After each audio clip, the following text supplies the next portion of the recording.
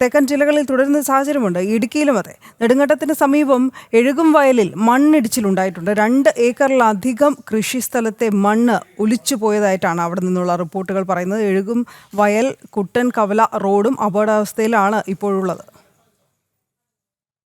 ഇന്നലെ അർദ്ധരാത്രിക്ക് ശേഷം ഉണ്ടായ കനത്ത മഴയിൽ ഈ പ്രദേശത്ത് കുറ്റ്യാനിക്കൽ, സണ്ണി, ചെമ്മരപ്പള്ളിൽ അനീഷ് എന്നിവരുടെ 2 ഏക്കറിലധികം കാർഷിക ഭൂമി പൂർണ്ണമായും ഇടിഞ്ഞ് നശിച്ചിരിക്കുകയാണ്. റോഡ് നിലവിൽ അപകടസ്ഥിതിയിലായിട്ടുണ്ട്.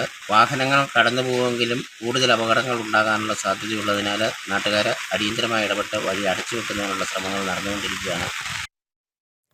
സുബിൻ തോമസിലേക്ക്. സുബിൻ, ആ റോഡ് അടച്ചോ? നിലവിൽ റോഡിലൂടെയുള്ള ഗതാഗതത്തിന് നിയന്ത്രണമുണ്ട്. ഇന്ന് പുലർച്ചയോടുകൂടിയാണ് ഇത്തരത്തിൽ നെടുങ്കണ്ടം മെഴുകുമ്പലിന് സമീപം കൊട്ടൻകവലയിൽ ഇത്തരത്തിൽ മണ്ണിടിച്ചിലുണ്ടാവുന്നത്.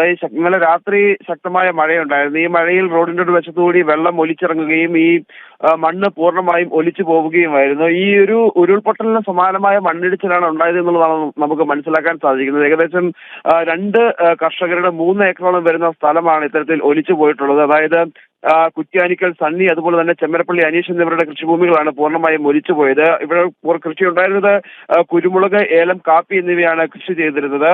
ഈ കൃഷിവിളകൾ പൂർണ്ണമായും നശിച്ചിട്ടുണ്ട്. അതോടൊപ്പം ഒരു വീട് ഇതിനോട് സമീപത്ത് ഉണ്ട്. ആ വീട്ടിലുണ്ടായിരുന്നവർ തലനാരിഴയ്ക്കാണ് രക്ഷപ്പെട്ടത്. ഈ വീട് അപകടാവസ്ഥയിലായിട്ടില്ല. ഈ മണ്ണ് കുറച്ചുകൂടി വേഗത്തിൽ താഴേക്ക് പോയിരുന്നുവെങ്കിൽ ഈ വീടും അപകടാവസ്ഥയിലാവുന്ന ഒരു സാഹചര്യം ഉണ്ടാവുകയും ചെയ്തിട്ടുണ്ട്. ഏതായാലും നിലവിലിപ്പോൾ മറ്റ് അപകടങ്ങളൊന്നും തന്നെ ഉണ്ടായിട്ടില്ല എന്നുള്ളതാണ് ഏറ്റവും ആശ്വാസകരമായ കാര്യം. അതോടൊപ്പം തന്നെ ഈ റോഡ് അപകടാവസ്ഥയിലാവുന്ന ഒരു സാഹചര്യം ഉള്ളതുകൊണ്ട് ഈ റോഡിൽ നിലവിലിപ്പോൾ നിയന്ത്രണം, അതായത് ഗതാഗതത്തിന് നിയന്ത്രണം ഏർപ്പെടുത്തിയിട്ടുണ്ട്. ബാലവാഹനങ്ങളൊന്നും തന്നെ നിലവിലിപ്പോൾ ആ റോഡിലൂടെ, ഒരു ചെറിയ റോഡാണ്, ആ റോഡിലൂടെ കടത്തിവിടുന്നില്ല. 2018 ഈ മേഖലയിൽ ഇതിനു മുമ്പ് മണ്ണിടിച്ചിൽ ഉണ്ടായിട്ടുണ്ട് എന്നും പ്രദേശവാസികൾ പറയുന്നുണ്ട്.